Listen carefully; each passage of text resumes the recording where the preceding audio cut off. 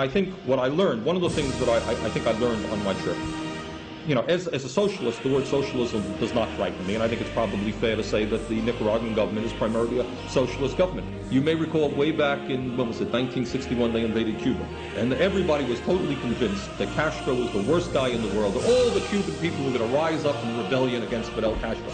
They forgot that he educated their kids, gave them health care, totally transformed the society.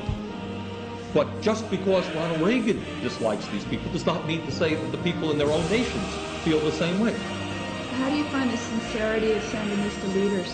I was impressed. I was impressed by Father Descoto because he is a very gentle, very loving man. Ortega is an impressive guy. Ernesto Cardenal is a funny-looking guy. He's gray hair. And he really does remind you of the hippies. Did you have suggestions for them how they could organize their PR a little bit more effectively?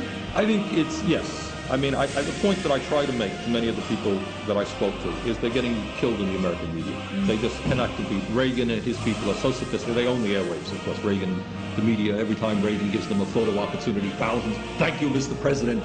Thank you very much for telling us another lie. You know, the media, of course, is not allowed to ask sharp questions of the president. That's not allowed. And, you know, my point to Ortega is they are not getting their message of what they are trying to do out to the American people, and there's just no question about that. And they just don't have that kind of sophistication to understand how to manipulate the media. As you know, the White House has dozens of people who are trained. They are trained and well-paid people who are professional manipulators of the media. They have their contacts in CBS and NBC and ABC. That's what they're paid to do, and they do it very, very well.